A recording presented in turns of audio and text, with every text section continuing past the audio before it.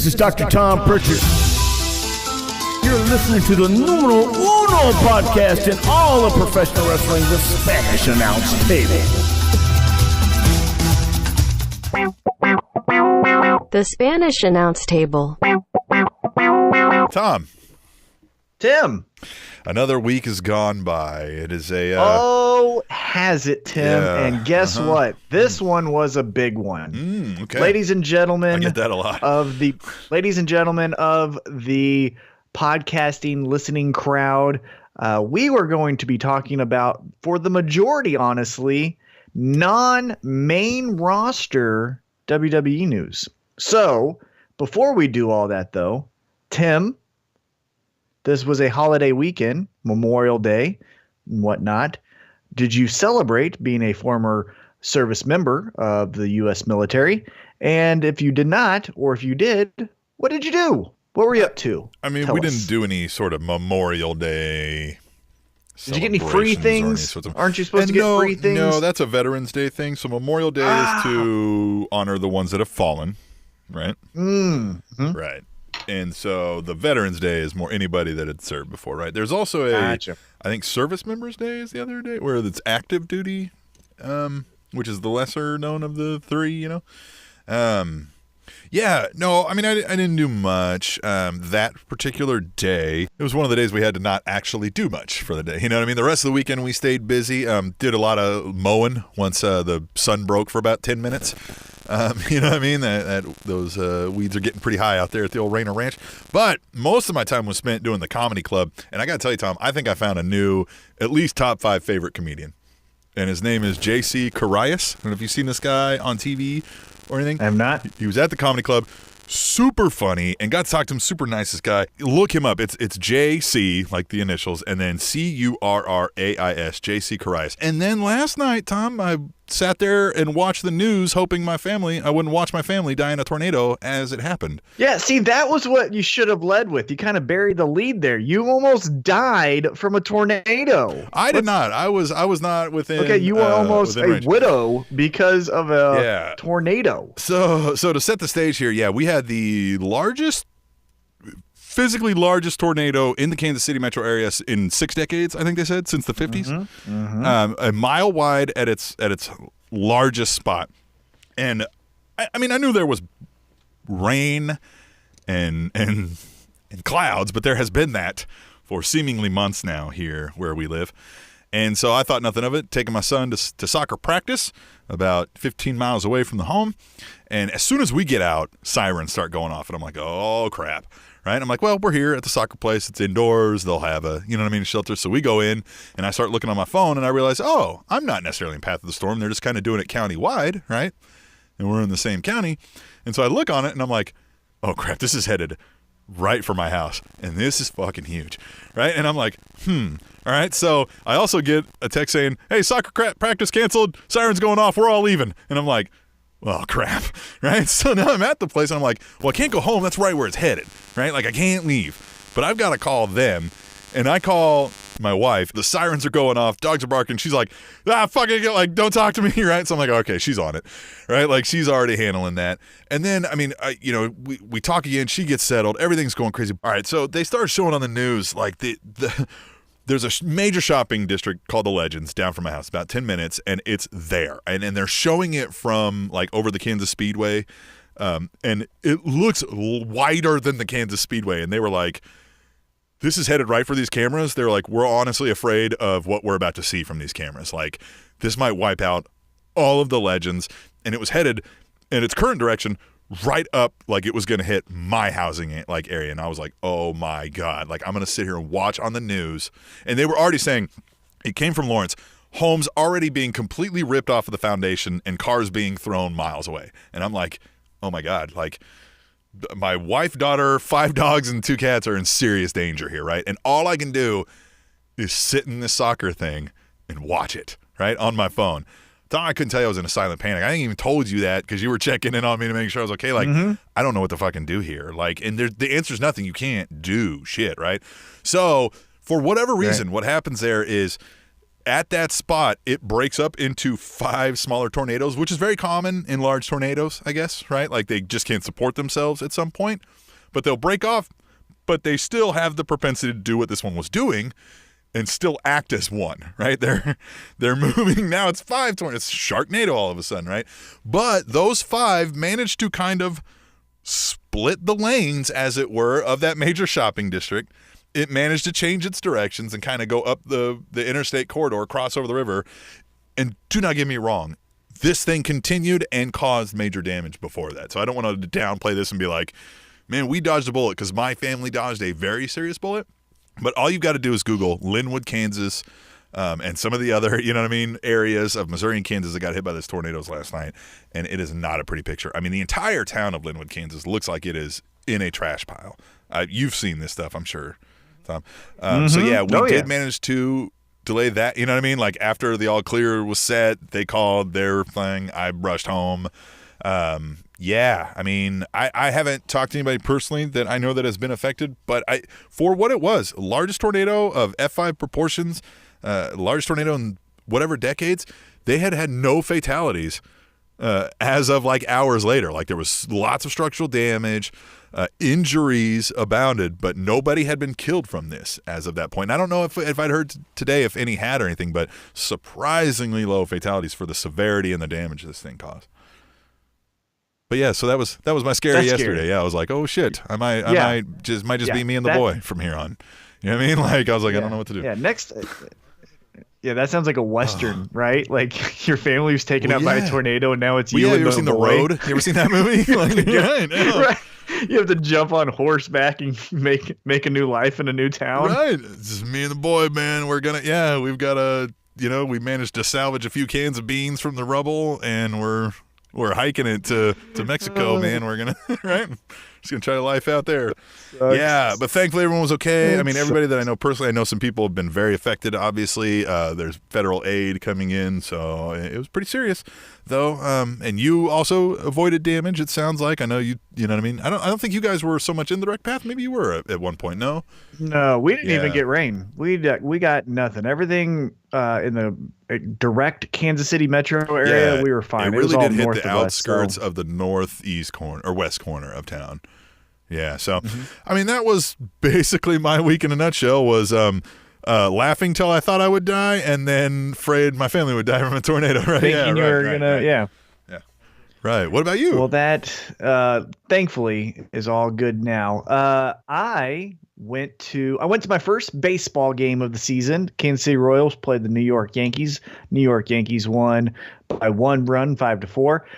Here's the thing about baseball. Yeah. When baseball matters, playoffs, World Series, wild card game to get into the playoffs, a la 2014 Royals Athletics is what I'm thinking of. There's almost nothing better because the downtime builds the drama, right? So it's the 3-2 pitch after that pitch, right? And then the pitcher gets the ball back, and then the buildup of what pitch will he go with? Oh my God. That downtime has so much of drama built into it, and it's amazing. And so when baseball matters, there's not much that can beat it, right? But when it doesn't, Christ's sake, it is fucking boring. We took the kids, because this is how boring baseball can be when it doesn't matter. There's a carousel at Kauffman Stadium that kids get on because they can't fucking hold their attention because baseball is so fucking boring. And I was like, hey, let's go back to the carousel. Well, doesn't this sound like fun? So we got the fireworks after. That was fun. Everything was good. But it just dawned on me, like, I love baseball, but man, they got to do something. I think they need to, and I don't know. That's maybe a little bit too far. I was going to say maybe they need to start contracting teams because some of these teams will never fucking matter. I'm sorry, Miami Marlins. Like, you won't fucking ever matter. Milwaukee Brewers, you're not going to fucking matter, really. So we need to start, I don't know, consolidating these teams so that all the or keep all the teams, but fucking cut the games down because that is just something there is just not computing with. Okay, so I've not been a long-term baseball fan such as yourself. So when I say these things, long-term baseball fans may be like, fuck you, man, right? But Yeah, probably. I did watch the 2 series of the 2 years of the Royals where they got hot, and it kind of reminded me of those things that you're talking about in baseball, right? Large portion of it is super fucking boring. It is hard to follow the entire season. When it matters, and it is tight, close game, especially late, like let's say it's bottom of the 9th, tie game, and you got a guy on third, right? 2 outs, guy at the plate, and you're saying 3-2, right? I mean, not much more intense, right? World Series on the line, right? Like, you couldn't get any more like this is the fucking next pitch and determines everything. Those moments make you want to piss your pants with fucking anticipation and just nerve-wracking because of that. It's that downtime, right? So they managed to pan the camera to every goddamn buddy, and every single one of them is like chewing their fucking fingernails, looking at somebody else for like, this is gonna fucking happen, right? Like the manager's sweating, like they're trying to get signals in, like it's just this whole like hair pulling out thing. You're like, oh my god, somebody just fucking make the pitch already, like right? Like it absolutely is one of the most enthralling things in those moments. So you're right. They need to make more of those moments, right? Yep. They need to shorten the season. I don't give a good rat's ass, whatever argument you're telling me, there's no reason to have 160 games, plus all the spring, plus all the thing. And here's something, you might not need so many goddamn pitchers in your rotation then. And you might not need to have guys having Tommy Johns all the time because of then either, if they're not having to do it so goddamn much. Also, I am a professional baker now, if you didn't know. Made some lemon curd, lemon cakes, made some strawberry shortcakes, made some cheesecakes that were gluten-free for a pregnant lady who has diabetes. It's like gestational diabetes or whatever, so we had to make them healthy. I'm pretty amazing at it, just letting you know. So if you need cupcakes, hit me up. I'm about to start my own business. I don't know what I'm going to call it. Maybe Headlock Cupcakes or something. I don't know, but I'm fucking amazing. That's the other thing. Then on Monday, the holiday, I went to Monday Night Raw, and it was not enjoyable. Just going to tell you that. It was like a baseball game. Oh, way worse. Way worse. Way worse. I didn't go for that reason, Tom. I knew it was going to be boring, and I knew it would drive me insane. Fucking baseball. Raw needs to be a live event that happens to be televised and not a television show that happens to have 10,000 people. There was so many fucking times where it's a 4-way to determine the number 1 contender for the title, and it's just 4 guys and a ref standing in the dark while I see a fucking Chef Boyardee ad or whatever the fuck it was. Like, that doesn't make sense. Right. Or I saw not Triple H. I saw Shane McMahon standing in the dark 3 segments. Really? Yeah. That's fucking stupid. That's Raw. Anyhow, went to it. It was fine. It was cool to see Brock Lesnar. One of my check marks was fulfilled where I got to see Ricochet finally in person. It was a guy that I've been wanting to see since, he was back in the Indies and Bola and all of that stuff. Been a big fan of his, wanted to see him live. Finally got to see him live. So that's the reason I went. I wanted to finally say, hey, I saw Ricochet in person. Him and Cesaro put on a really entertaining live match. That was probably the highlight of the evening besides Brock Lesnar's breakdancing. But also this weekend, and let's get into our first topic. Also this weekend, and why I said it was such a big week in non-WWE news is because on Saturday night, which I thought was pretty cool, not a Sunday night, a Saturday night, in Las Vegas, Nevada, was the first ever pay-per-view for All Elite Wrestling called Double or Nothing. Now, this has been getting widely accepted as a successful first pay-per-view. Tim, first off, did you see it? And second off, if you did, what were your general thoughts? I did see it. My general thoughts were not bad, guys. Like, this actually came out good. Like, I'd give this a solid good, right? I'd even give it an A. Like, you guys got a solid A. Like, you guys passed this. Like, there really wasn't many complaints I had. For not knowing the overwhelming majority of these people, that didn't bother me as much, right?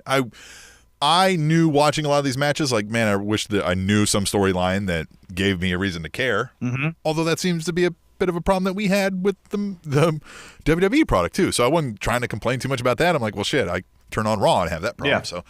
Yeah. So yeah, I mean, I thought there seemingly wasn't big mistakes, right? The thing that stuck out to me a lot, and you mentioned this a lot online, I think, is the commentary was terrible.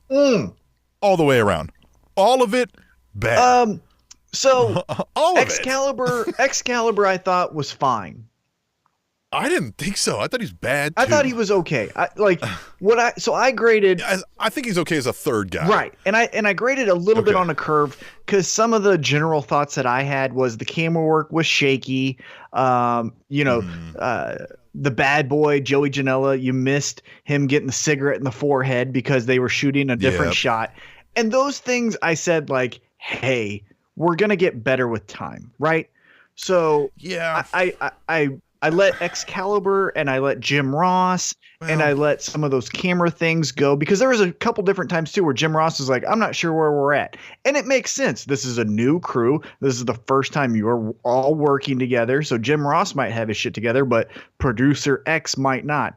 And so for the very first show, I forgave a lot of that. Now, what I will not forgive, though, is 3 hours of just vanilla, corny shit. And that other guy, Alex fill in the blank, whatever his name was so corny. Terrible. He was so corny and bland. He made Byron Saxton look like Tupac. That fucking guy needs to not be on commentary. If he offers AEW something, let it be anything but commentary because he was dreadful. He put me out of the element so many different times. There were so many times where, for example, like we'll get into it in a little bit, but when Jon Moxley debuts and you hear Jim Ross giving an amazing call, right?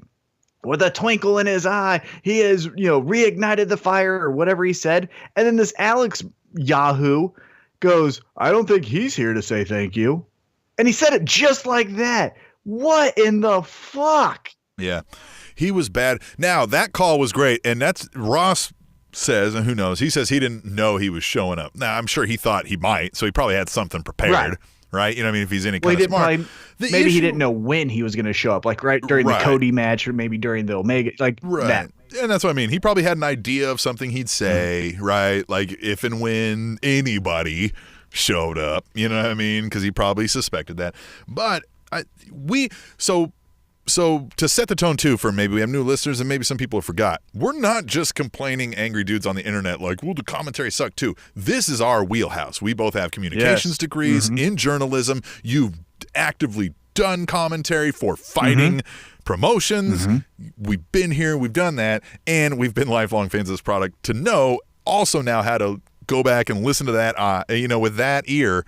And all of this was bad. Even Ross, notwithstanding, has his great moments.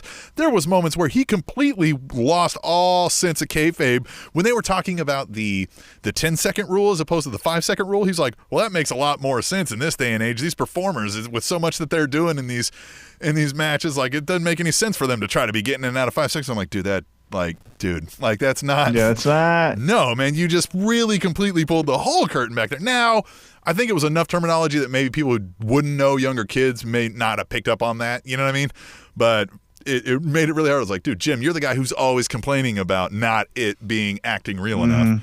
And here you are just dropping that. And then the rest of it was just, I don't know. They just didn't. And maybe it is due to that, right? Maybe they didn't give these guys enough time to learn these characters. Maybe they haven't done much with, hey, we know these characters are going to be here, but we don't have a clear direction on what they're going to be doing yet. So I'm sure they were handcuffed with that a little bit. So I'm not going to necessarily blame them completely for that, although they did their own failures in this regard. Excalibur, like I said, right, his mistakes, I will give him more, did sound more like just not knowing what to say or do. So we maybe let's I'm clearly not like throw the bums out, not going to give it another chance. Except for that Alex guy. I definitely think. Except for that Alex that guy needs to go because especially if you're going to say that your product is not going to be the PG wholesome family thing, then you got to get fucking the wholesome guy out of there.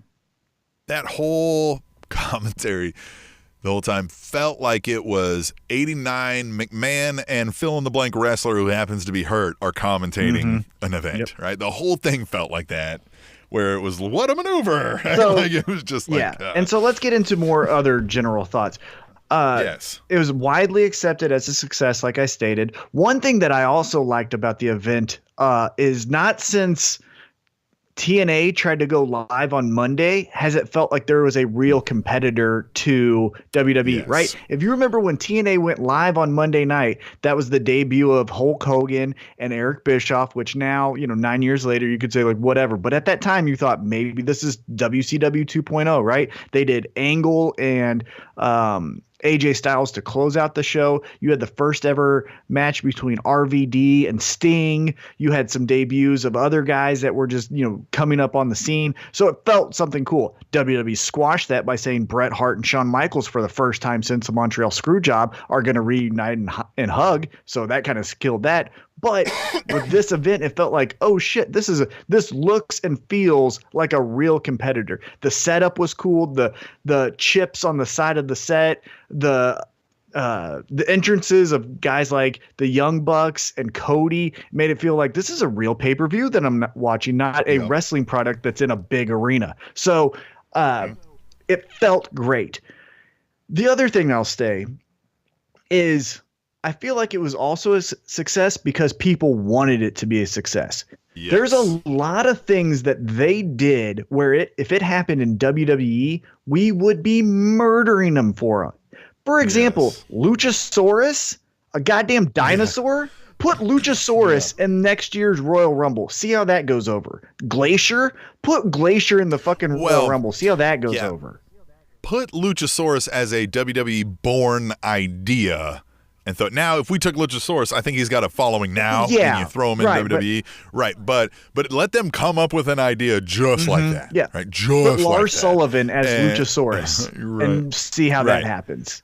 See what happens. That shit there. would be murdered. Yeah. So, it would be Twitter flame. Right, but we go, oh, it was so cool. And I'm not saying he was the highlight because he wasn't, but he was someone that no one booed. Right. And he got a big push during that battle royal. So, he was someone. And then they announced that he got signed. It's a fucking dinosaur in 2019. And I'm not saying like pro wrestling can't have a fucking dinosaur. But what I'm saying is if pro wrestling can have a fucking dinosaur, then goddamn, you can have Lars Sullivan be the fucking weirdo that just murders the Attitude Era. Like, stop hating on WWE just because it's an attitude thing. You're just wanting to hate things in WWE that aren't that bad, and then going, it's so cool in AEW just because it's counterculture.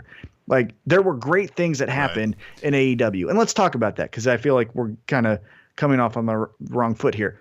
My biggest takeaway from Double or Nothing was.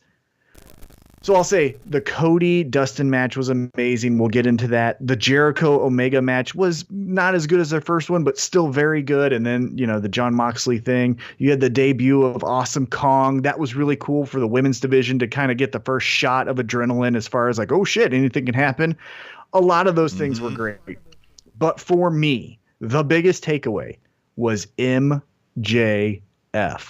Holy shit, this guy is good. I've talked about him on this podcast before. He did Sam Roberts' podcast. He was in all those B Elite, the BTE YouTube series where he's like Cody's best friend telling the Young Bucks to fuck off, all that stuff. He hit a home run in every segment he was in. The first thing he did in the Battle Royal was go after, I believe his name was Devin Thomas, the amputee, and said, Lieutenant Dan, you don't belong here. Jesus Christ. Mm-hmm. Yeah. Yeah, that was so great. Yeah, first of all, it started with the kickoff and the casino buy-in. I mean, I was like, what a cast of characters. I mean, I was just like almost in chuckles at it, but I was still enjoying it, right? I was like, I mean, they've got a legless guy, for fuck's sake. We had Sonny Kiss in there. Yeah, Sonny Kiss. He was openly gay guy. That was another one. So, I mean, there's all that fun. And then, what is the guy's name? Romero? Rocky Romero? Ace Romero? Ace Romero, right? Right? When he launched like a little dude. And that little guy's great. Out of the ring. That little guy's in MLW, and he's really good. I can't remember his name right now. Marco. I think his name is Marco. Right. We don't fact check here on this podcast. So- But yeah, it was great. But I thought MJF just murdered it. Now, Hangman Page won it. Hangman Page had his match canceled with Pac because Pac apparently just hates fucking losing, or maybe the promotion now is coming out. Maybe it's not his decision. It was the promotion's decision. And he's under contract with them. We don't know, but his match got canceled. He ends up winning the Battle Royal, but I thought the star of it throughout the entire night was MJF. Even when Glacier came in and he started doing the like fake karate in front of him, I thought that was fun. The one guy though that I will say I felt like almost got overshadowed or maybe didn't capitalize 100% on his moment was Shawn Spears, aka Ty Dillinger. I felt like he could have really made that something huge.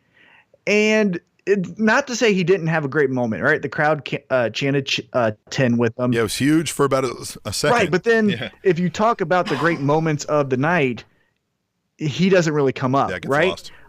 But going back to MJF, just absolutely going forward into the event. Remember what he did to Bret Hart when Bret Hart unveiled the title? And he's like, Bret, oh my God, the fan! Like, oh my God, and it made Bret even crack.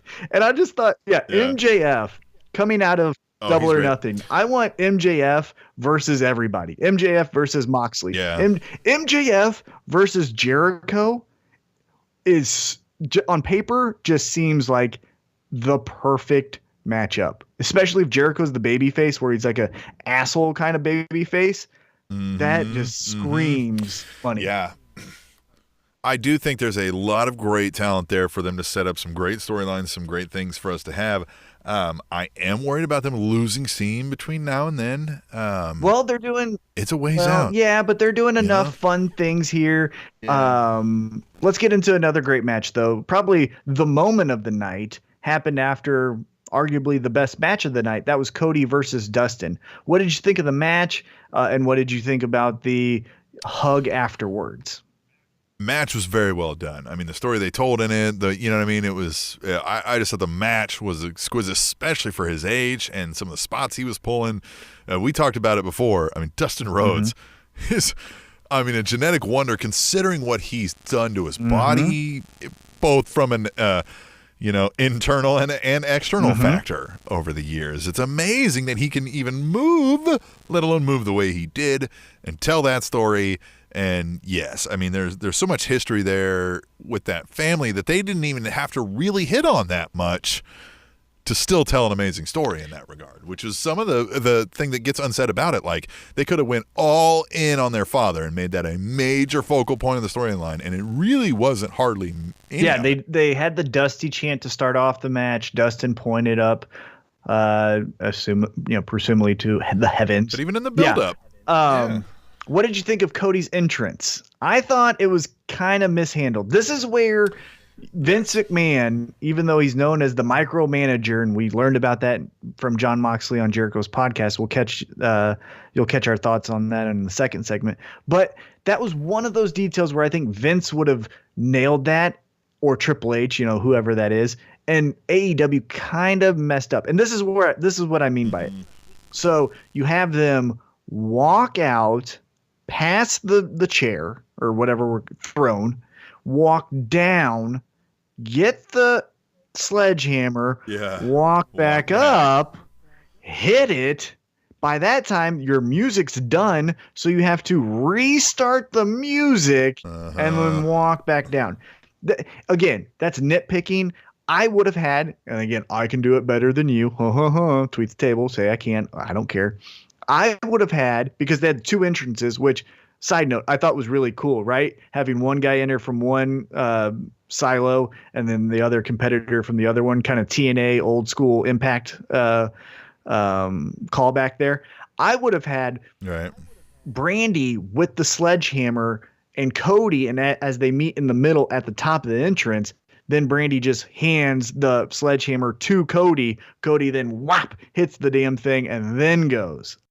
I'd have done it after. I'd have done it after the match, and I would have displayed it there, because the symbolism is you don't deserve this throne to the industry, Triple H, right? Like, this isn't yours to have, right?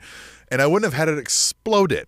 Like, the explosion you was hit weak. it with the sledgehammer and it crumbles. I wouldn't even explode it, even if you had a good one. It crumbles. You don't hit a stone thrown and it explodes. Yeah. That's like the Ambrose versus Wyatt thing when he unplugged a monitor and exploded in his face, right? Because that's what happens when you unplug something, right? Yeah, like it just, I was like, guys. And that one, I think, was maybe the second or third of a I'd say a handful of things that I noticed at the night of.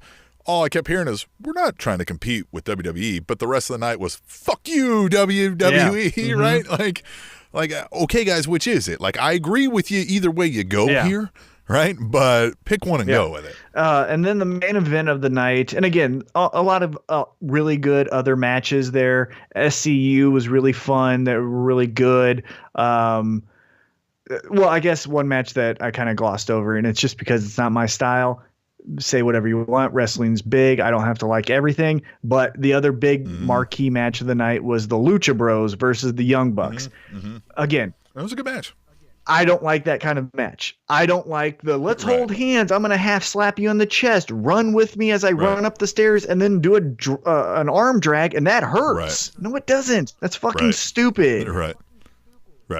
It crosses the line for me to Jackie Chan movie stunt work. Yeah. Right. And the thing is, Jackie Chan stunt work looks awesome in a movie, but that's because you have 15 different angles. But when I see one of the Young Bucks just hanging out on the top of the rope, like waiting, and then and one time, I think it was Pentagon Jr., I can't remember which Lucha Bro it was, or maybe it was Phoenix, but they go to do a big move where Matt Jackson does like a reverse DDT off the top rope as I think it was Phoenix is on the other brother's shoulders, and Phoenix audibly, well, I guess audibly is a sound, but visually you see him look at Matt Jackson and nod that he's ready, and then they go.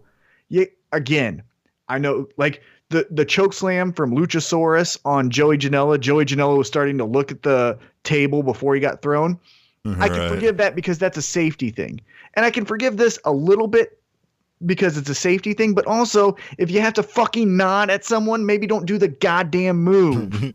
That's the point. Yeah. Or do the fucking move and have it pin 1, 2, 3. But if you're going to do this amazing move and kick out at 2, fuck off. Yeah, you know what I'm also done with, and I want to shake some people because I want to be like, why is this so cool to you? Because you're not explaining it to me. Is where all of this seems born out of is, it's not just a clothesline, right? It's going to be, I'm going to try a super kick, you're going to duck it, then you're going to try to roll up, I'm going to kick out of the roll up, then I'm going to leap over you, you're going to do a thunder roll, and when you pop up, then I'm going to clothesline you. When you could have just fucking clotheslined him and told me the same story, and it didn't look fake as shit. Yeah. You know what I mean? Yeah. Like, that's the difference. Yeah, and for me, I am not into the parkour pro wrestling where that's exactly what it is. Yeah. Where, what I just explained.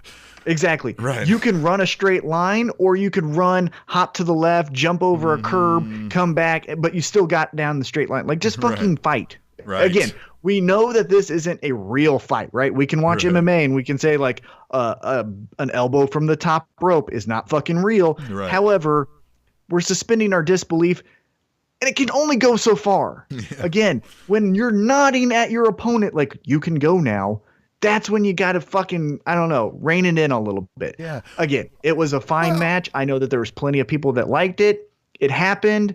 It was good. Whoa. Ooh, let's go back real quick. And I know we're jumping around here, but one thing I want to touch on that makes zero sense. And again, we hate on WWE when there's no continuity, right? Oh, God damn it. This doesn't make no fucking sense, right? Yeah. Oh, we love to tweet till our fingers are fucking red about continuity errors in fucking WWE.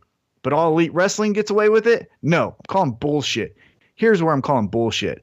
So that moment between Cody and Dustin where Cody says, I don't need a partner, I don't need a friend, I need my older brother, and they hug.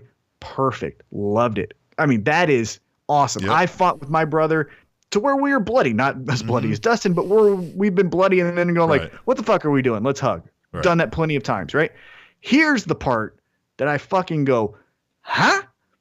Their next event, Cody states, again, this is not press release, whatever, Cody Reynolds. This is, pro wrestler Cody in the ring after a match.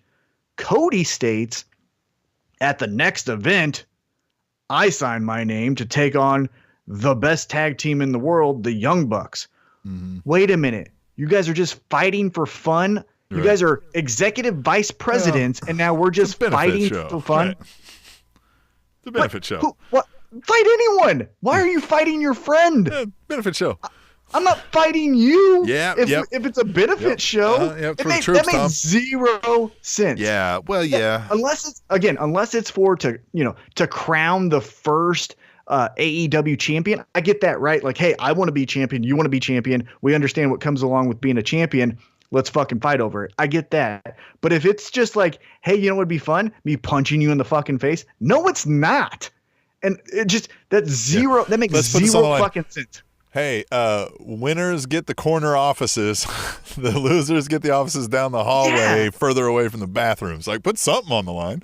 Yeah. Why would you just want to fist fight your executive vice president, who is your best friend? Yeah. Again, now you're crossing the line of, is this not a real thing? Is that why you're doing this? Right. Oh, one other thing that I saw leading up to this is Fake Bailey. I can't remember her name, but she was in the four-way match. Mm-hmm. She said, Smiley, whatever her name is, Smiley Riley or whatever. Yeah. One thing that I just want to point out, because it's a frustration, is she goes, I hate that wrestlers have gimmicks. I want to show that I can be a genuine person. Hey, Smiley Fake Bailey, you can't be a fucking genuine person and then do a top elbow drop. That's not fucking real. Go watch a real fight. If you want to be a genuine person and impact the world by genuine acts, go join a nonprofit. But if you want to be a pro wrestler, you have a gimmick. Well, you're and an here's actor. the thing.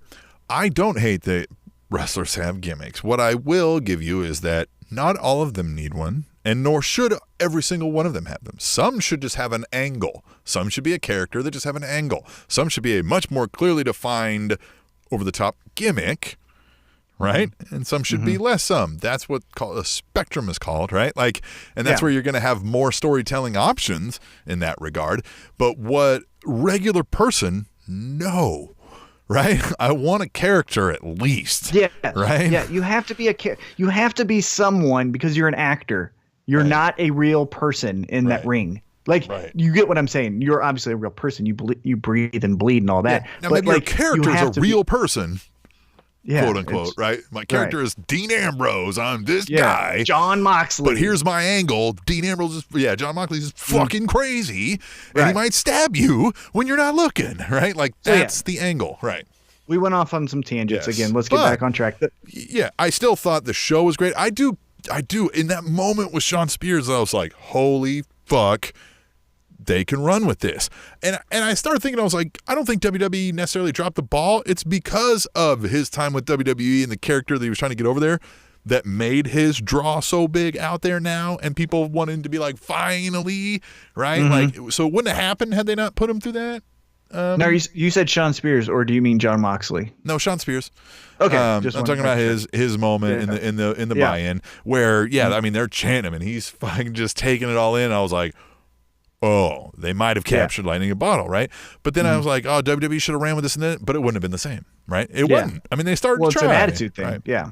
It is an attitude thing. It's a willingness from the fans, So now let's get into the main event, and then we'll take a quick break after this, and then get into the big podcast of the week besides ours, because we are the biggest podcast in pro wrestling history. In the main event was Kenny Omega versus Chris Jericho. Chris Jericho gets the win with a new finisher called the Judas Effect, which is a spinning back elbow. So Chris Jericho gets the pinfall win, which means in the future, and again, a thing that we would kill WWE for because we didn't give a date. We just said in the future, but in the future, for the first AEW champion, we will have Hangman Page versus Chris Jericho. First off, what do you think of that matchup to crown your first champion? I think it'll be good. And I think Jericho in his promo that they, kind of played in the lead up about him saying like, AEW, like, you need me as champion. I was kind of like, yeah, he might be a little right. You know what I mean? Like, he is the big name that drew any portion of the mainstream media interest they have, a large 90% of it's probably due to his name. So there is something to that. Well, I like the matchup for this reason. It's the veteran versus the newcomer. And in this specific case, if the newcomer loses, which I would think he would, it's not going to hurt the character. He can come back from this and be the cowboy, the hangman, Adam Page, right? If Jericho cheats to win. Right. And then the history books for AEW can say our first ever champion was, the GOAT, Chris Jericho. Because you never know. And we have plenty of examples in WWE of this, but Adam Page, Hangman Adam Page, could fizzle, right? Could be a flop. Yeah, right. So you want to say that your first ever champion was the GOAT, Chris Jericho. And by Adam Page losing, it doesn't look bad because he lost to Chris Jericho. Well, and so it's a win-win for everyone, assuming that. But again, you could go counterculture and say, Hangman Adam Page, look at this. He beat the GOAT, the WWE veteran. Like, there's not a lose situation in the storytelling. Look, you could even do an angle where Omega cost Jericho the match and it leads to their third installment down the road. Exactly. And it's still, you know what I mean? And then you can still, there's always you could go, but I do think even Jericho damn sure knows how to make a guy like Hangman Page look amazing even when he beats him. So, definitely. I definitely think that's good. And then, of course, we had the big reveal moment. The Moxley comes out. I like Jericho turns around, and I just like how he's like, what are you doing here? You don't work here. Hey, you asshole. I got away from you. What are you doing here? Why are you following me? And I love how Dean's just like, what? Or, Johnny's like, what? Fuck it, right? And then he's just like, the ref too. Fuck it, right? Like, just everybody. You get a fucking whatever he's gonna call it. It was fun. I liked everything that I saw in the ring on the pay-per-view. I liked how Kenny Omega fought back, right? Like, he wasn't this punk ass bitch that just took a finisher. He fought and gave some offense, right? The iconic. I think if AEW becomes something, I think the most iconic photo was taken from a friend of the show, Ryan Loco, who's been on the show as a guest, where you see in the Jumbotron or whatever, Kenny Omega broken and battered, and then Jon Moxley standing on the chips with his hands just like basking in the glory. That is iconic. The one I liked of his shot was the one of Jericho up in the front of the camera, but blurred, and you see Moxley coming down the steps in the back, and the fans freaking out. One of the most amazing pictures I've seen of a wrestling thing ever. Ryan Loco, if you've never seen any of his pro wrestling shots, check him out. RyanLoco.com. He's got shots of Becky Lynch, Sonya Deville. We've interviewed him. He's been on the podcast. Take some other amazing shots. Check out his work. But those two shots I thought were amazing. So regarding Moxley, and after we come back from break, we're going to talk a lot more about him because we're going to talk about his interview that was released today on the Jericho podcast. So stay tuned for that. Regarding him, though, I want to bring up something that I am honestly somewhat worried about regarding this Moxley character in AEW and their clear direction that they're going to make him a big deal, right? I mentioned this to the guy at work who's a bit of a casual wrestling fan, has been off the train for a while just because it sucks, right? And it's boring. He's like, dude, I got too much shit going on with kids that are 15 to deal with this. And I'd mentioned the whole time, like, hey, Ambrose is leaving AEW, and he's been like, man, I might want to see some of this. And I said, hey, did you see Jon Moxley, Dean Ambrose show up? And he's like, yeah. And he's like, dude, can I just be honest about this guy? And he's like, I don't know that I really like him. And I was like, why? And it's the same things that I've caught for. He's like, he does the same thing over and over again. He walks in, he kind of got that head wobble, and his match, he bounces around through the ropes. He does the same shtick, the same routine. And he goes, it feels like the same tired, over dramatic, done, I'm fake crazy routine all the time. And I was like, I can see that. I can absolutely see that. Absolutely. But maybe he does go full crazy because now he has that license to an AEW, right? Yes, like one thing that we liked a lot, if you remember leading up to his match with Brock Lesnar at WrestleMania, which sucked, but the lead up to that was all of these hardcore icons like Mick Foley and Terry Funk almost passing the blessing of Psycho to him. And then, unfortunately, he couldn't go full Psycho, but maybe he can. So I think the history of WWE, because he's essentially the same character so far in one night, what we saw. Right. So maybe he's something different. But what we saw in the ring was Dean Ambrose, but just we can't call him Dean Ambrose. I think the history of WWE has tainted us with, well, fuck, is he going to come out with a goddamn potted plant again? Or, some bullshit like that. But hopefully, I'm being optimistic. Maybe he can finally say, like, no, the fucking shit I want to do is this. And we go like, oh, goddamn, he is nuts. Like, well, and that's it. I told him, I said, well, hey, man, here's what we know about this guy now. Jon Moxley, Dean Ambrose. And this is before the interview came out. I was like, he should not have really been in WWE. I was like, it is not his place. He was never going to like it. They were never going to be open to him doing the things he wants. I was like, he is much more of the cut you open, hardcore match, let's drag out and go nuts, push the envelope kind of guy. And I was like, so I think this might be a better place for him. And yeah, we'll get way more into this after we come back in the break because Jon Moxley himself addresses that. Well, I want to share one thing, though. And again, I hate to harp, but I want to say, again, the good positives before I say this, just because I want people to understand I really did enjoy this. But felt like a real competitor, WWE. A lot of things were great. There was an A.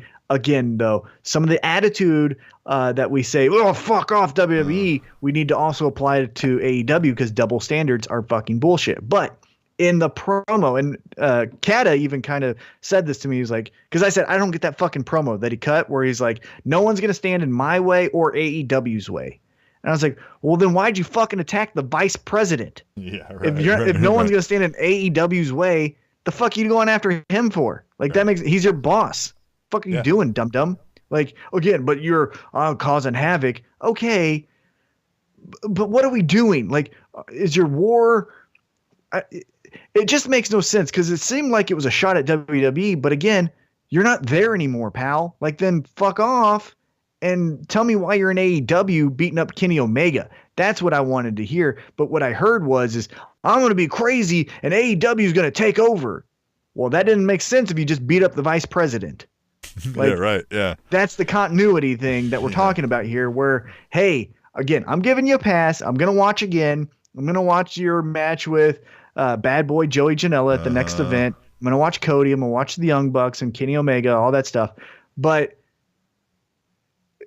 let's just say there's some things here where we can work on, and that's one of them. You can't say I'm a lunatic fringe, or he didn't say lunatic fringe, but he says I'm going to cause havoc and no one's getting in AEW's way, but I'm going to beat up the boss because that's what we do here.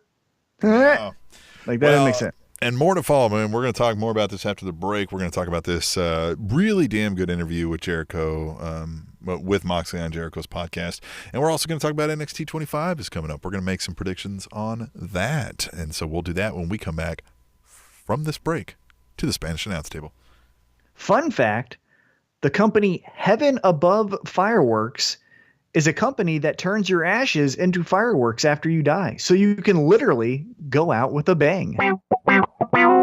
The Spanish Announce Table.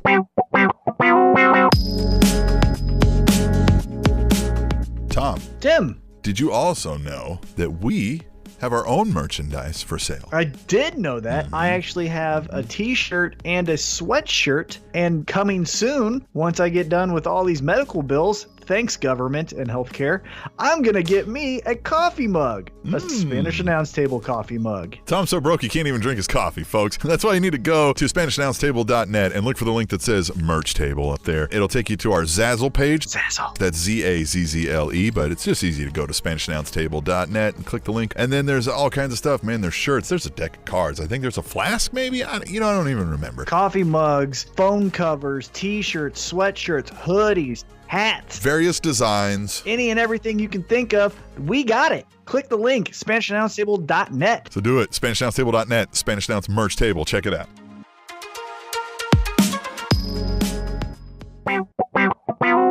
The Spanish Announce Table. All right, Tim. So now let's get into the other big topic of the week. Not only was Double or Nothing a big success, but it looks like from early indications, there was a big success at Talk is Jericho, the podcast hosted by pro wrestling legend Chris Jericho, as he had the emancipation of Jon Moxley. Yeah. It was about an hour and some change. under 2 hours, but a little over 1 hour. He goes into kind of a timeline as far as when he wanted to quit, when he actually was going to quit and maybe walk out, why he didn't, some of the success that he had there, and some of his frustrations. So after listening to The Emancipation of Jon Moxley, what were your early reactions to it? My solid biggest takeaway is, and it more centers on WWE, is that you guys are gonna have to pull the trigger and find a way to get Vince out the door of creative, because this is not going away. He breaks down to detail everything we feared, right? The writers and the talent know way better on what will get over and what is cool in 2019 than Vince McMahon ever has the hope to anymore. And it's not a stubbornness that we're going to talk him out of. It's not a light bulb moment that he's going to flip a switch and be like, oh my God, oh yeah, we should be doing this instead. It's time to tell him you can't do this anymore. He may very well still have years in him of being a great CEO of the company, but as head of creative, it's got to be done. And I think he also can, one of the stories that I always think of with Vince McMahon in the later years that shows that he still is a genius. And one of the things that Jon Moxley kind of did is he goes, a so-called genius. Like, Vince McMahon is a pro wrestling genius. Like, there's a Mount Rushmore of pro wrestling geniuses. It's Dusty Rhodes, Vince McMahon, Paul Heyman. There's a short list, and Vince is definitely on there. But where I think Vince would be better served is going back to the story that I think of is when Chris Jericho came up with Money in the Bank. Yeah, his version of Money in the Bank was not as good as Vince McMahon's version of Money in the Bank, right? Vince took the idea of, a contract above the ring in a ladder match and changed it from just some cardboard, some slip of paper on a little, clipboard, and turned it into a briefcase that was branded, that can be used as a weapon. He knows how to make it grandiose. Yeah, that is where I feel Vince McMahon has always been the best, right? Turn it up. Even look at the very first iteration of a pro wrestling boom. Vince McMahon didn't do a lot of those things, right? Junkyard Dog was Junkyard Dog before WWE. Hulk Hogan was essentially Hulk Hogan, right? Hulk Hogan was Hulk Hogan in Minnesota. Right. Macho Man was Macho Man in his own father's promotion. Yep. But he took those things and said, like, you know what I can do with it? I can turn up the volume. I can tweak this little thing. I can add this. And then boom, we're off, right? Like, that is where I've always felt Vince McMahon's better at than, hey, you know what? This promo needs to have pooper scooper in it. That was a big thing that Jon Moxley talked about. That is where I think, as you stated, we need to push Vince out of the way. He doesn't need to have final say in necessarily promos of every Monday and Tuesday TV show. Where I think he needs final approval is, hey, we're going to pull the trigger with Rusev as our Intercontinental Champion. What would you do to get that accomplished? Okay, well, this is what I would do. Consultation. Yes, he should be a consultant to Triple H's ideas or whomever, creative, right? Like, that he can do that, you know what I mean, without having to go through the grueling nonsense that he's going through on it at his age. And just like, it was frustrating me so bad to hear all this because, like some of these things that Dean was, is Jonathan Good, right? His real name? Yeah, his real name. Right. Yeah. So, John, I'm going to call him John. What John is saying here is that, like, some of the things that he's saying, this is a bad idea, we should have been doing this instead, or I would have suggested this instead. And I'm like, yeah, these are basic pro wrestling tenets. Like, when he's like, it's not a bad idea. Like, when he was like, the thing handwritten that he saw that, like, Dean needs to understand why he needs to be insulting the audience and he needs to read his promos verbatim. Dean fully understood why he was supposed to be insulting the audience, but he's saying the way you're having me do it doesn't make any sense because it's not getting the character over, it's not building a storyline, it's not doing anything, it's just insulting this particular city right now. He didn't say exactly these things, but that's what he's getting at. And the thing is, like, what's making me mad is that, like, Vince and the WWE, they've known this. You knew this before, Why do you not know it now? You know why I knew you knew it before is because Vince, goddammit, you're the one that taught us all of this. Like, you're the one that taught us all of this. And now, as John's saying, for 6 to 8 years, he's got to go in and talk where he's got no power and he's got to act like a servant to a 70-year-old man and tell him why this is not going to work and this is not going to help anything and it's just going to stall everything and make no sense. And he kept getting told, tough, this is why it's great. And it's like, well, and I think age is also a huge thing. You mentioned 70-year-old man. Yeah. And when I listened to the podcast, that was another big takeaway that I took from it is, pooper scooper was a fun, insulting kind of thing to say in the 1980s. Nobody even knows what that is anymore. Like, it's not. Right. And that's what I'm saying. Like, that's not a thing anymore. It even goes back to currently right now what the Usos are doing to the Revival. How I told you, like, acceptance is the cool thing. Separation is the bad thing. Like, that's the heel move, is to be a bully. And the Usos are, but in the 1980s, it was funny to see someone shaving another man's back. Oh, do you get it? They're naked in a shower, shaving it. Like, that's a 1980s, Revenge of the Nerds type of mentality that isn't funny anymore. Yeah. It's not funny anymore. But you still think it is because that was your comedy in the 1980s. And that's where, like you said, we need to have Triple H or even someone a little younger to say, like, hey, here's the cool things to say. It's not pooper scooper. It's things like that. And the frustration that I heard, honestly, was a lot like the pipe bomb promo that CM Punk said, where, John was giving a lot more detail, but CM Punk was saying a lot of these same things 6 years ago or however long it was. Right. And now you're starting to see, like, hey, man, that was 6 years ago. And now you have another top 10 talent that's saying the same thing and left as well. Like, you have to see the writing on the wall. You said it a while back that you think the downfall of everything was WWE going corporate.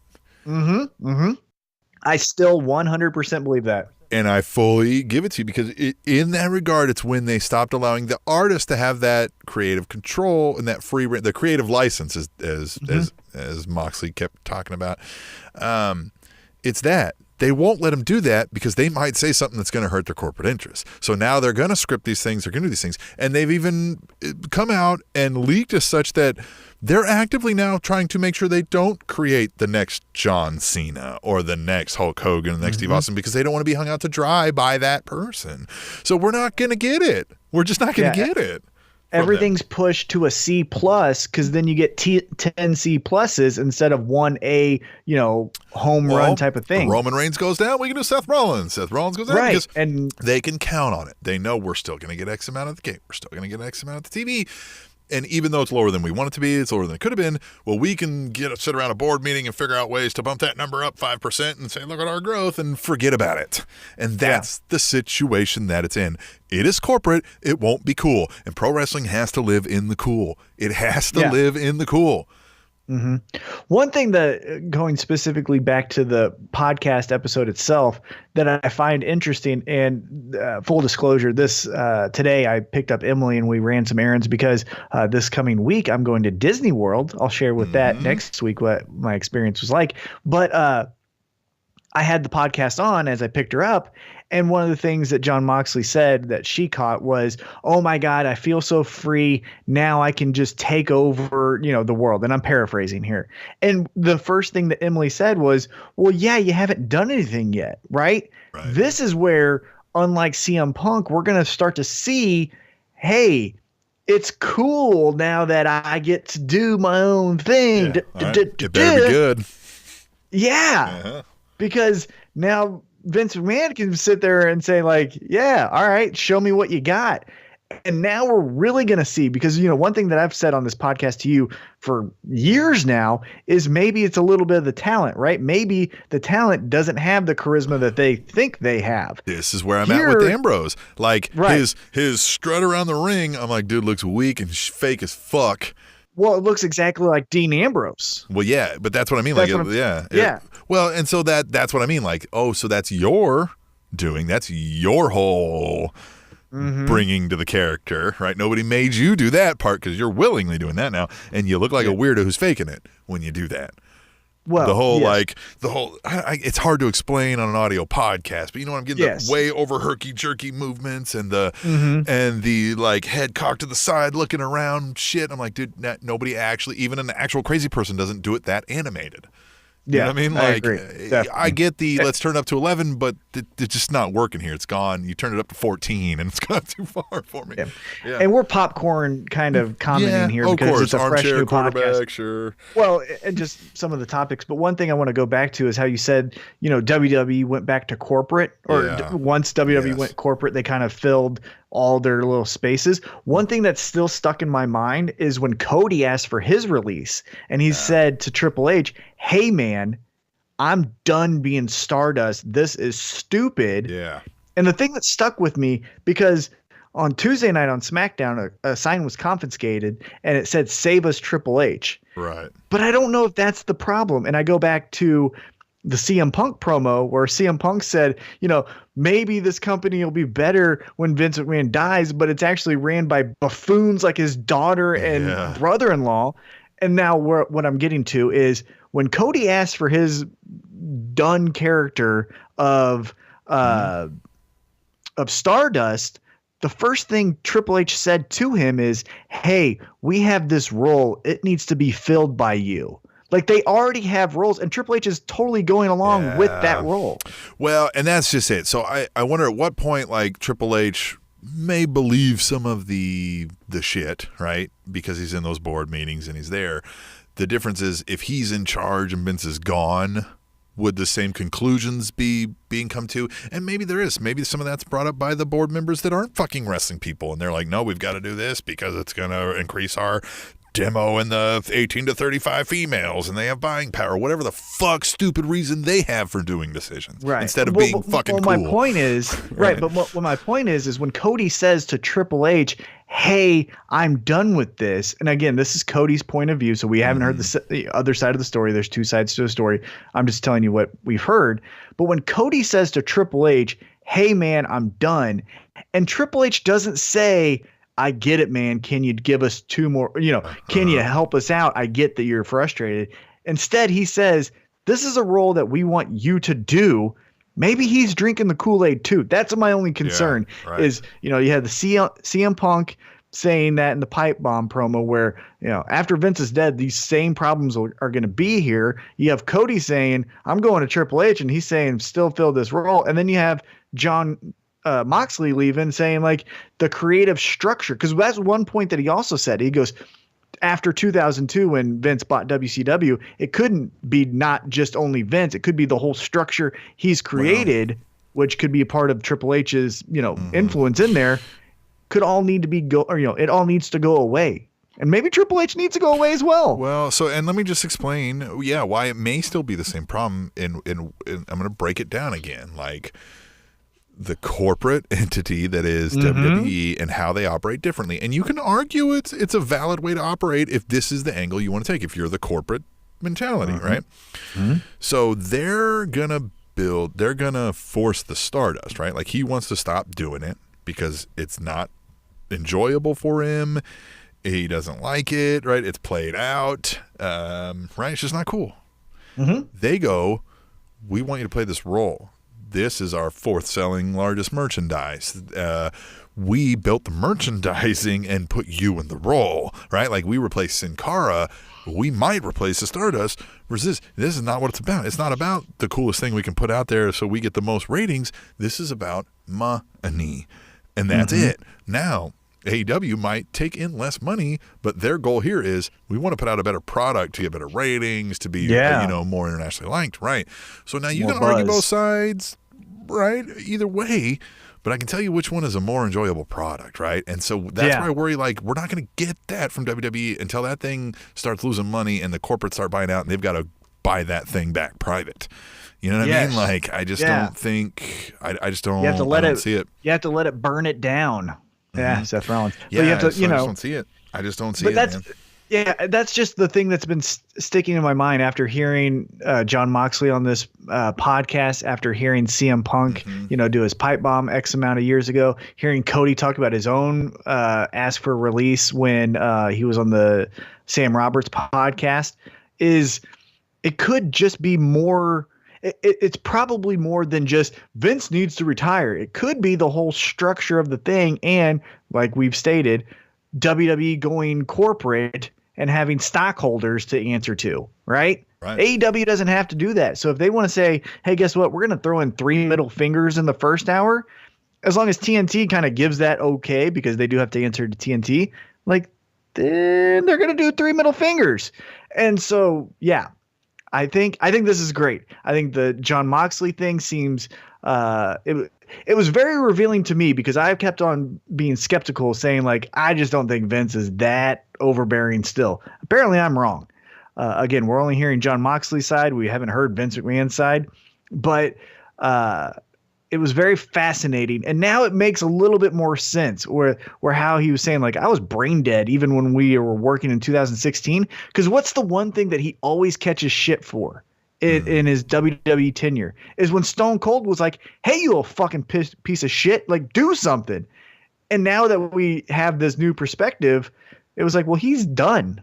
Like, that's why he's an asshole to you, Stone Cold, is because he doesn't want to do any of this anymore. Right. Like, he's out of here. Because the Jon Moxley, as far as this was a shoot interview and so was a Stone Cold, Jon Moxley and Dean Ambrose sounded nothing alike.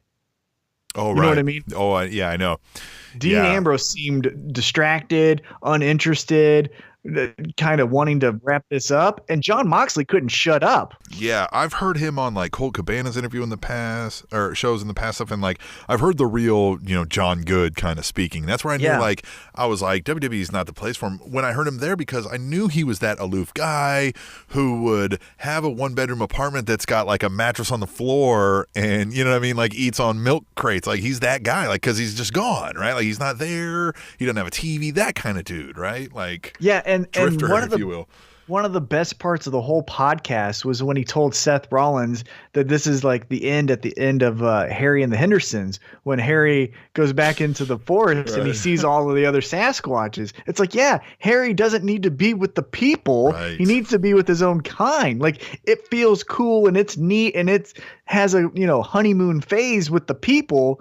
But where he really belongs is in the wild with the other Sasquatches. And just like to your point, yeah, I think Dean Ambrose, I don't think that his main beef in WWE was that he never main evented WrestleMania. His main beef is he couldn't be an artist to say, I'm going to wear pink tonight because fucking pink is what this character would do. That creative freedom was his biggest thing. That's what he kept saying, was like, the one that stuck out to me was what they need to recognize about all of them is, if I'm not allowed to come up with my own creative like angles and the way I would do things and how my character would react, and you just want me to read lines verbatim, find an actor, because they're going to do it better than I do.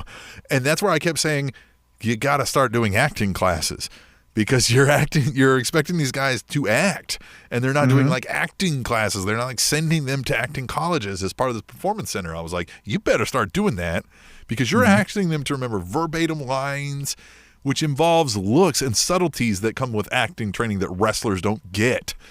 Yeah. You know what I mean? Like, I don't know. One other note that I found interesting that he stated that made me start to look at other wrestlers a little bit differently.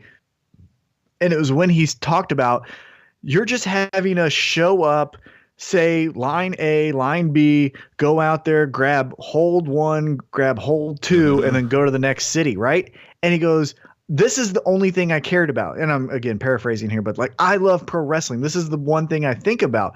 And I don't want to have any other interest. And then you start to look at some of the other top guys, and they have other interests, right? Seth Rollins has Dead Boy Fitness. Sheamus has his Celtic Warrior workouts. You have the up-down thing, right? Yeah, up, down, down. And you're like, well, fuck. They have to. Are these guys like Stepford Wives? And like, they're just doing that thing, and they have to use their creative freedom to do up, down, down, or Dead Boy Fitness? Like, that's the thing, is what I want in pro wrestlers is it's the artist. It's what Steve Austin said. I couldn't fucking drive a forklift. I could not fucking do it.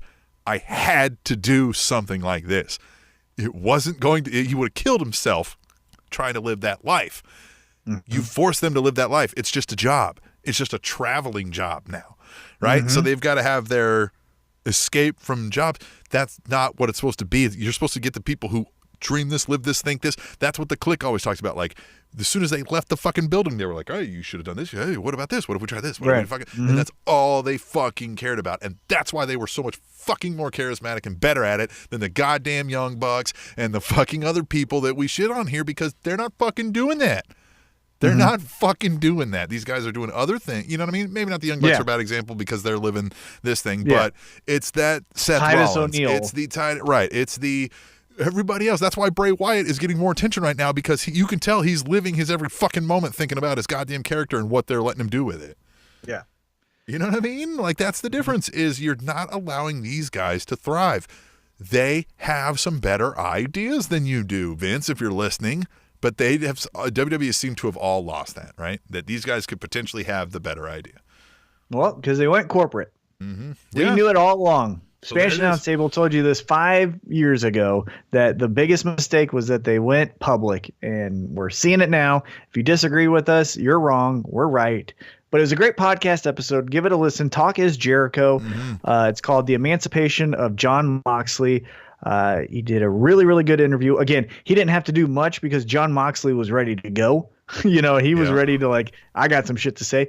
I did like that he started off with the caveat of, like, look, I had like $9 in my pocket. I didn't know what the fuck. I saw the whole world. I met my soulmate and my wife. Yeah. I got to wrestle some amazing matches.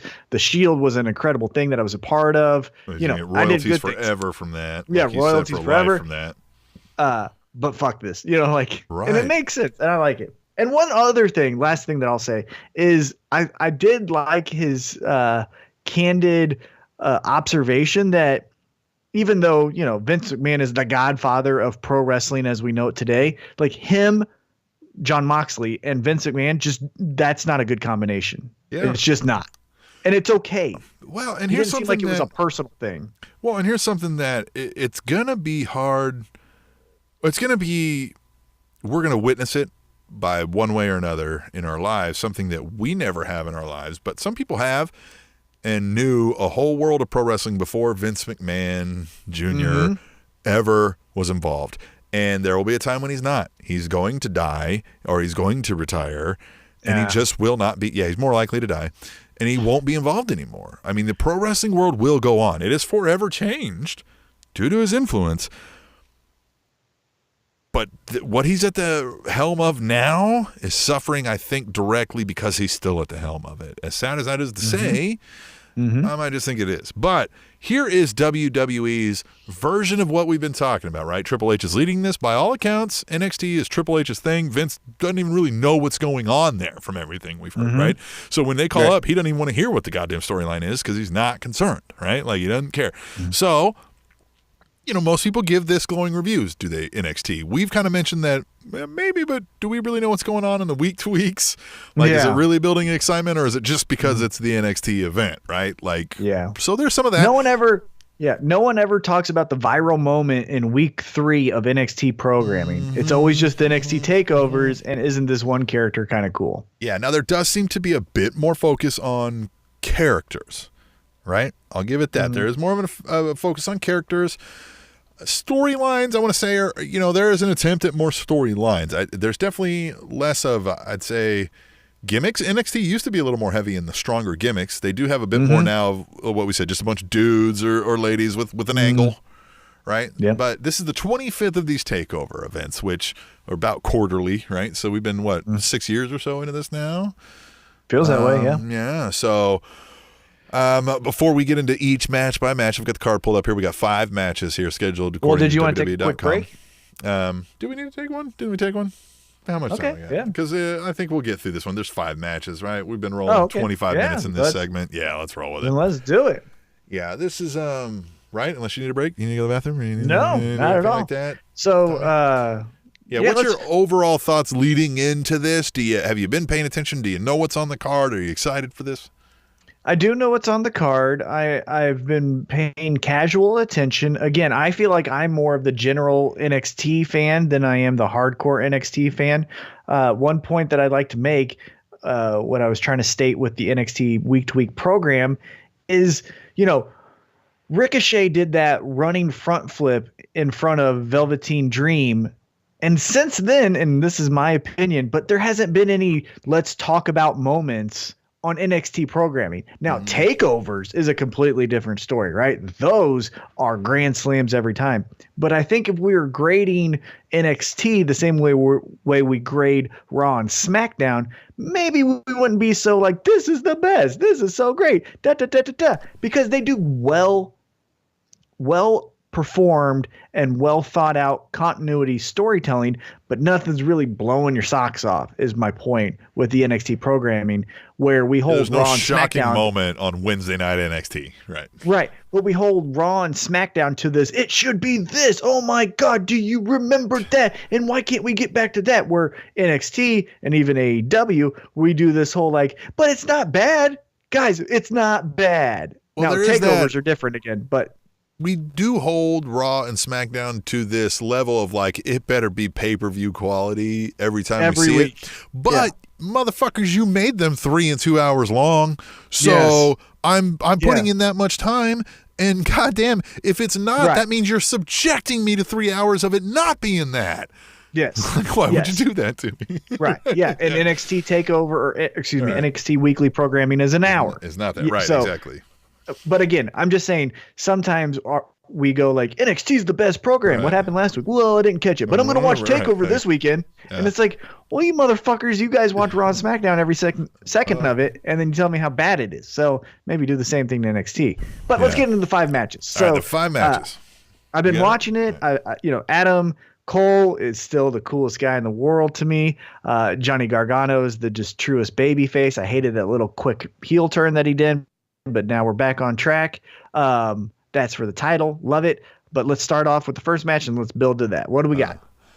This is an interesting one. We've got the man that charisma forgot, Roderick Strong, taking on Matt Riddle. I also agree, like, this is going to be a Kurt Angle level kind of guy. I think he's going to skyrocket here. He just seems to be getting it. Matt Riddle. Right? Yeah. Oh, yeah. So, I love that guy. Love him. He is so much fun. Bro, I just love it. It's a fucking cool character. Yeah. Yeah. I think Roderick Strong, because he's in a group, and groups, when they do singles matches, kind of like a tag team, like a singles match for a tag team wrestler, they can lose it and still not lose really anything. Right. So I think this is Roderick Strong is a man that charisma is not a part of his DNA, but he can wrestle a really good match. I think this is going to be a good showcase for Matt Riddle, because he can do some fun things with someone he knows that can come up with some cool shit. And Strong is a veteran, will know how to make sure he looks good and all of this, because we are there is to this. Matt Riddle has been doing this for a little bit of time, but it has been a little bit of time in the grand scheme of things. So. Yeah, Roderick Strong, I believe, if memory serves me correctly, him and AJ Styles was the first ever TNA match on TNA Impact on TNT. Wow. That tells you how long he's been doing it. And he was doing it long before that, too. So then we've got the North American Championship. But I got Matt Riddle. Yeah. Oh, yeah. I definitely have Matt Riddle in this. Although I could see Roderick Strong winning via some sort of, interference if they wanted to continue moving on with, Riddle versus, that Undisputed Era. Yeah. I mean, I know they're having some dissension in that regard, but so that might be a little off. But I definitely think Riddle's going to win. But it wouldn't shock me to see Strong win via something, Yeah. All right, so the NXT North American Championship. Tyler Breeze takes on the champion, the Velveteen Dream. I don't see them just slapping this title belt on Tyler Breeze all of a sudden because he's back or anything, unless they're going to have Dream get into the world. Ooh, yeah, maybe. No, it's Dream. It's Dream. Yeah. One thing, though, that I want to applaud WWE on doing, though, is one thing that we've talked about is, hey, if you ain't got anything up in the main roster, come back. And Tyler Breeze did. So credit to him. Because look, Tyler Breeze is cool. One of Tyler Breeze's coolest moments was wrestling Juice and Thunder Liger on an NXT Takeover. So Takeover is really where he made his whole character and stuff. So yeah, have him go back there. And that's the thing is like that Tyler Breeze character will be allowed to give more time, albeit like you're saying, there's not a whole lot of time in their 1 hour shows for the characters to shine. But that character can shine more in that thing where there's less people, right? And he can do more subtlety things other than just being look like you're really vain and into yourself, right? Like in WWE, they just boil it down to the most caricature of it all, you know? Well, and he's going to have a way cooler entrance in NXT than he's ever going to have on the main roster. So it's a great move. But because he has been on the main roster, maybe Fandango is hurt still, or I don't know what happened to him. But But Velveteen Dream. I don't think they're going to give it to a callback guy. So Velveteen Dream. I mean, I could see unless he's going to be there and they think, you know what I mean, he can run with it for a little bit and get some good matches out of these guys, because we're going to now transition Dream into the world title picture. So I could see that. But I think Dream's coming away with this. Yeah. Yeah, I got Dream. All right. What's next? Ladder match for the vacant NXT Tag Team Championships, because the Viking, Raider, Warrior experience guys had to vacate the titles, right? You know what I mean? No, why? They didn't have to, but they just did. Right, yeah. When they're not on Raw? Well, they said they were going to go to Raw, so. What the fuck is happening? All right, so we got Danny Burch and Oni Lorcan, Street Profits. Yep. Forgotten Sons. Nope. Ooh, I think maybe. And Fish and O'Reilly, which I don't think. We'll get it. No. It's down to Street Profits, Forgotten Sons, but I do think they finally pull the trigger on the Street Profits and give them some gold. That just feels right. God, I love the Street Profits. They're my Street favorite. Profits. Yeah, they're getting it. Red Solo Cup. They're doing it. They are the new Harlem Heat for me, right? They just got a little more swagger than even Harlem Heat had, right? Harlem Heat had a we're cool and we're about to fuck you the hell up. Street Profits are a little more like we're cool and it's a party. Oh, also we're gonna fuck you up, right? Like it's just like right. Yeah, Street Profits definitely have more of a vibe of, hey, let's everyone have fun, because if you don't, I'll fuck you up. Right. Where Harlem Heat was like, we don't fucking like anyone in this party. Yeah, get out of here. We're coming here and we're having fun because we're about to fuck some shit up. Right, exactly. Yeah, a little bit different vibe, but I like Street Profits. God. Forgotten Sons are good. They have kind of, to me, and maybe it's that Southern vibe, but they have a revival kind of touch to them. There's a lot of heel tag teams right now, though, too. So I think the Street Profits got to have them, you know? Yeah. Undisputed Era, I think maybe, like you said, there's dissension. I think maybe something happens here where Roderick Strong tries to help them out, maybe, and that causes what the fuck did you do, Roderick? We had the match won and you fucked it up. Like, I think maybe that's what happens, and then that's how Street Profits get it. So I'm going Street Profits. All right, I'm going Street Profits also. Now we've got the women's championship match. We got Io Shirai taking on Shayna Baszler. I think this might be one where Shayna Baszler loses, and we might be seeing her go to the main rosters, maybe? I don't know. And do what? Well, who knows do what? I mean, they brought up Lacey Evans to do what? You know what I mean? Well, Lacey Evans is wrestling matches, well, though. Okay, so they might do that with her, too, with Shayna Baszler. They might throw her in. She's going to be better than some people that are up there now. I wish they would do this. Do what they did with Tyler Breeze. Send Baszler up and bring somebody else back down. Right? Who would you swap out? Who would you swap out? I'm going to send up a Baszler, bring me back 2 main roster, 1 from each brand. Dana Brooke. Dana Brooke, good one. Yep, Dana Brooke definitely coming back. And SmackDown, I can't remember who's on fucking. No, because she's on Raw. Tamina? No. Tamina's on SmackDown? Yeah, but she's whatever. I'm going to send back from SmackDown. I'm going to send back Nikki Cross. They're not using her. Nikki Cross is so great. No, she just got to win with Becky Lynch. Yeah, they are using her. That's right. Yeah. No, I'm going to send down Carmella. Ooh. Yeah. Just fuck Carmella. What is she doing? Yeah, but I feel like she's main roster ready. They just don't have shit because they suck at the storyline, right? Like she could pull it off. Okay. Well, then if it's like the main roster ready kind of stuff, then I'm separating. Go back. Yeah. Well, yeah. Then I'm separating Fire and Desire, and I'm sending Sonya Deville back down. Right, because, you were right with Dana Brooke, right? Like, needs a little more seasoning. Like, there's something there. People are getting behind her. Like, I can see improvement, but needs some more work, right? Definitely needs some more work. Deville. Yeah, I'm sending Sonya Deville and Dana Brooke down, and I'm putting up Shayna. So you think Baszler's coming away here? This is what I'm doing. This is what I'm doing. Right. I'm sending Shayna Baszler up, but I'm sending her as a top girl, and I'm sending her 2 henchmen with her.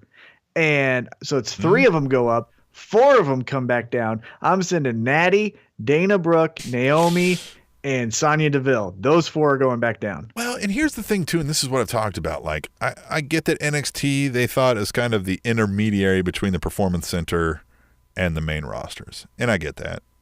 Okay. But I still think you could have 3 separate, distinct brands that are main roster, and they can all be different. We keep hitting on this, right? And you can swap these people in and out. If one felt like an AEW, where you could have sent the guys like the Dean Ambrose, and then, you know what I mean, you can send a Natty to wherever she fits best, and when she gets stale there, you can move it. But they just don't do that here. They don't send some of these people, like you said. There's no reason Naomi can't, for 6 months, go work the NXT. Hey, you get 6 months off of the road. We're going to set you up in a goddamn rental, you know what I mean, a leased out fucking place. Or go back to your home in Tampa. Or go to your home in Tampa if you want. Or you can have we've got one of the WWE corporate houses for lease on, you know what I mean? Like, we'll just, like that. They can just buy some houses that they let these people live in for a few months. Like, they could do whatever, they could do all these things. I don't know, whatever. So you think Baszler's winning? I'm going to call it. I'm going to say Io Shirai wins it. Why not? I wouldn't know Io Shirai if she walked into a room wearing a shirt that said, "My name is Io Shirai." Neither would I'm not picking her. Neither would I. And then the NXT Championship match. Johnny Gargano defends against Adam Cole. Baby! New champ? Yes. New champ. This is where, if you remember in their last match, in the third fall, the Undisputed Era tried to interfere. Johnny Gargano overcame the odds and still captured the title. I think, even though this is my prediction, is that Roderick Strong is going to lose clean. He's going to try to help out the tag. Yeah. Fuck it up. Then the 3 of them are going to prevail, get Adam Cole the title. We're all thinking it's good. Then on NXT programming, we're gonna do a coronation celebration of Adam Cole as the champion. Adam Cole is gonna talk about how great of a night it was, except for one thing that happened. He's gonna call out Roderick Strong. They're gonna kick him out of Undisputed Era, and then the first title challenger for Adam Cole is going to be Roderick Strong. Yeah. Full circle. You just booked it. Yeah, full circle, because that was like their first major guy they were going at. Yeah. Right. Yeah, and that's a great story. That's a great story to tell. That is a great story to tell. Yeah, I think the same thing. I think Adam Cole is winning this thing, baby. I think we might even see Gargano go away. I think they wanted him up there. Yeah, He was part of the 4. Remember, it was Gargano, Ciampa, Aleister Black, and Ricochet. And then all of a sudden they had to call an audible because of Ciampa. Yep. And so, I think I could easily see Gargano kind of lose the title, go away because he got beat up by all the Undisputed Era, comes back when Ciampa gets back. They do a whole, we're taking over kind of thing, do a couple takeovers, and then go back to the roster. And then now we're fucking everyone up. I got it. He shows up out of nowhere, roll up pins R-Truth, becomes the 24/7 champion, but defends it like he goes stand in the ring, right? And he just starts taking on 2-3 guys at a time, right? Kicking out of pinfalls, pinning a few of them, right? And then he's just Johnny wrestling, right? Too quick, too good for you, 24/7 champion. He manages to last 3 weeks or something doing that nonsense, right? And then he's built that little holy crap, this little kid's, you know what I mean? A firecracker, that'd be cool.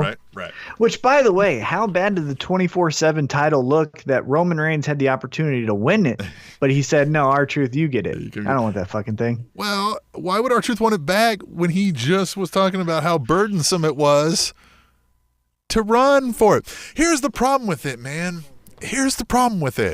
It's not a championship given to the person who can win the matches the most for it. It's the person who can outrun the competition the longest. And what kind of fucking champion is that, and why do we care? Well, will it ever get a proper match in a pay-per-view?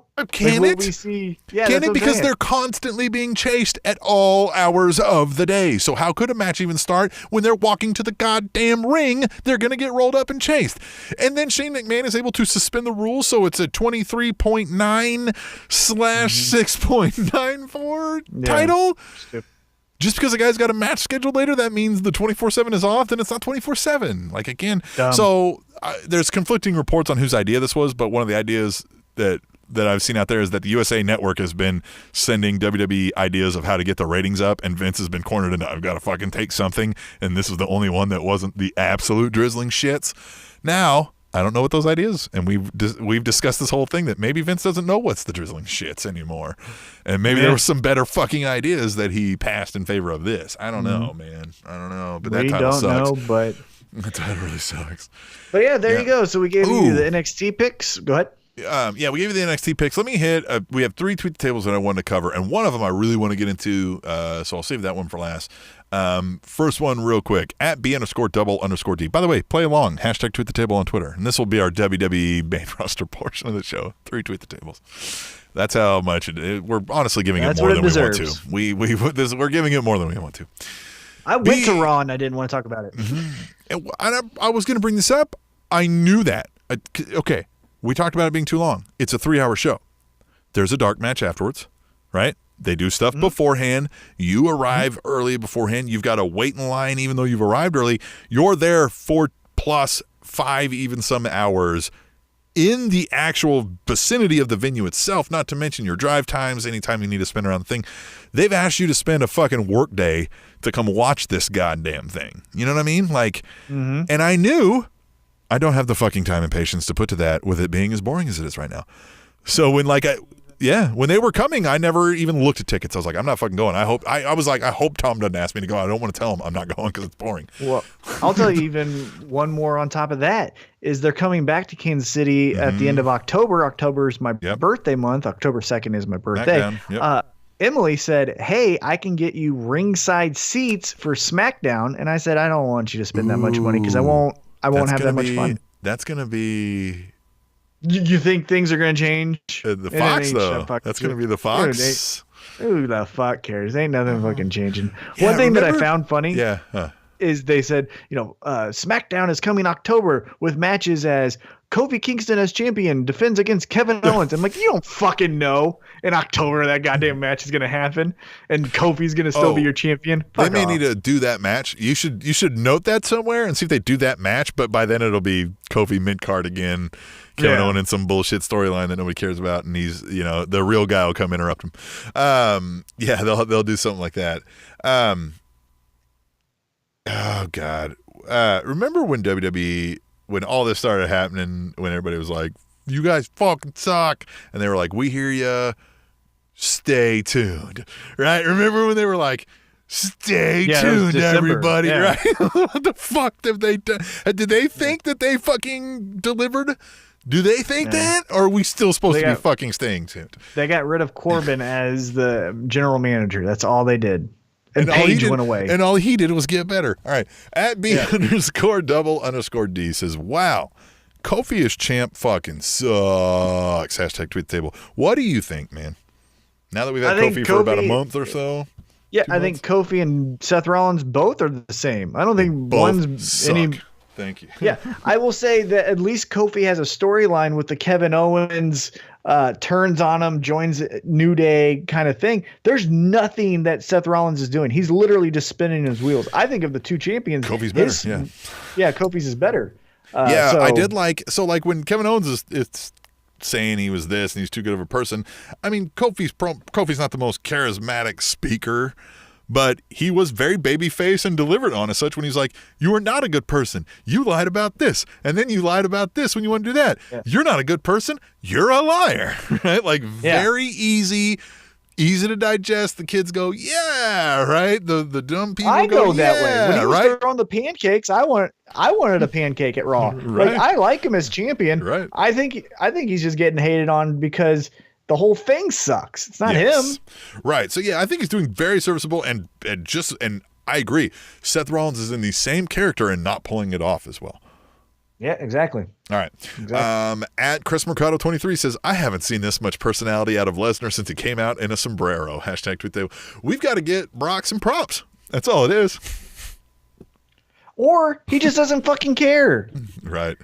Maybe I think he's doing this well because he thinks down on it. Like he's like, oh, you guys want me to dance? Well, this was good. And we're like, that's entertaining. And he's like, oh, you thought it was entertaining? I was being an asshole. I'm like, no, we like that. Here's that too. Brock Lesnar has all of the creative freedom that Jon Moxley said he was never really allowed as Dean Ambrose, right? Yeah.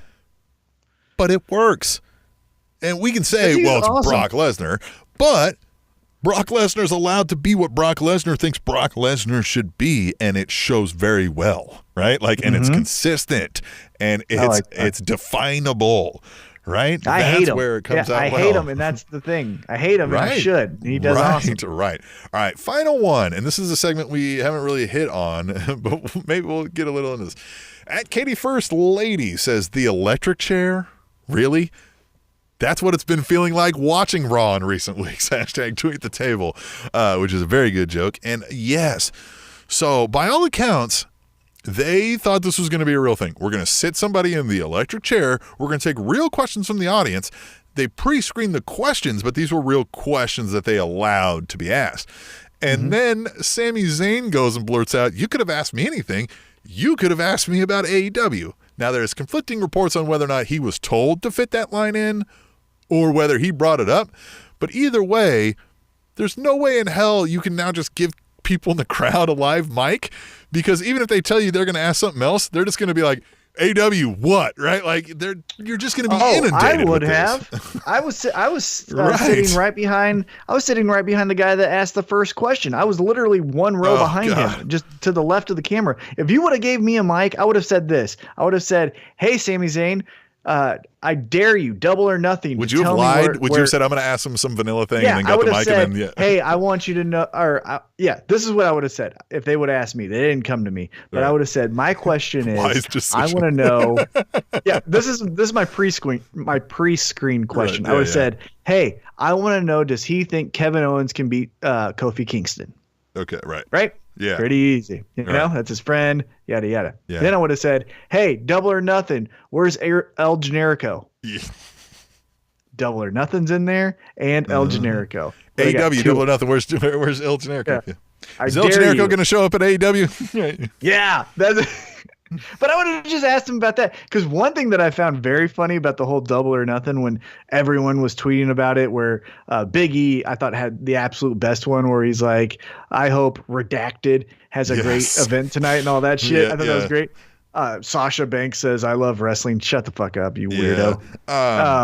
I don't empathize with her even after hearing Jon Moxley. I still don't like her. Anyhow, my favorite thing was El Generico's first tweet in years was something like, I love pro wrestling related on the night of Double or Nothing. Thought that was really funny. Yeah. And then did you see Nick Jackson's tweet after the AEW thing? Mm-hmm. Where it was he him just in the tweeted Sami Zayn. Yeah.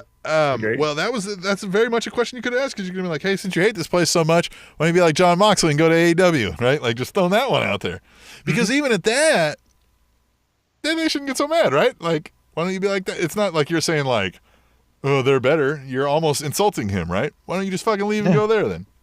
Yeah. And then they would have been like, oh. Well, I would have asked him about El Generico just because I wanted to see his answer. Because he would have been like, no, I want to be here to be your critic and all that. But did you notice, like, the girl asked something, the little girl, and then Sami Zayn said something back, and she went to go, like, say something back, and Charlie Caruso, was that who was doing it? Yanked that microphone from that little girl so fast. Like, she was like, oh. Well, she was the best thing of the whole night, because she said, do you miss being a part of the Ginger Snaps? Yeah, right. And he said, are you talking about Becky Lynch? And what she tried to say was, duh. Right. But Charlie got scared and pulled the mic from. And so, she said that, but then she did another one. Like, she went to say something else, and maybe you could see it if you're on TV. Was he said something again, and she went to like say something again, and she's still like, like almost fucking Heisman'd her away from and that was the first thing, was because Sami Zayn was like, don't you mean you're asking about Seth Rollins? And he did the wink wink. Yeah, but again, there's no way this is gonna be honest. This is gonna be like the fucking online where we get to pick the matches, and there were three matches, but they were all the same. Yeah. They were the same exact fucking Cyber Sunday. They were the same fucking match, and who knows if there was real goddamn results any fucking way. Like, bullshit. Yeah. Live though, and I'll say this was the only thing that was honestly the hardest thing to understand, is they do the electric chair. They didn't promote to the arena. at all that the main event was going to be Seth Rollins versus Sami Zayn, I went with my, I'm going to get married to Emily, so I'll just say my brother-in-law. And he's not a wrestling fan at all. He just likes Braun Strowman. That's the only reason he goes, because he thinks he's fun to watch and he thinks he's silly. And so Seth Rollins just runs down to the ring, and then my brother-in-law goes, "Why is he taking his shirt off? Why is there a ref? I guess they're wrestling." Like, there was nothing to it. Like, really? Why did he do that? I mean, maybe it was said on TV, but it wasn't said to us. And so there was a big disconnect in the main event. Big disconnect. Yeah. I talked to some other folks who were there from my work who don't follow as much, and I don't think they've been to like a live Raw in a long time, because they were like, nobody even told us that there was a match after the main event. Like, we were getting ready to leave, and people were like, you know what I mean, yanking us. That's a thing that you got to kind of know. That was fine. The worst segment was the Shane McMahon. They, because I was just laughing, chanted AEW, this is boring and this is awful a lot. Shane needs to fucking get out of here. No one wants your fucking dry ass promos and your fucking bitch ass angles. Okay, so, and I've thought that too. Now, I was thinking watching SmackDown, I was like, well, I'll give it this. I do fucking hate it, right? Like, I hate it, right? Like, I hate his... Hate what? His monotone, like, I'm too coked out to remember what I'm saying, delivery of his fucking lines, like, he's kind of like, wait, am I supposed to be saying this right now? It's almost how it feels like he's... You ever like read something and you're not sure you're reading it right? Like, if I'm reading this off the page right now, that's how it sounds. It's like his fucking promos, like he's reading it in his fucking brain. And I hate it. And I'm supposed to hate him, right? So I fucking hate it. So there is that, right?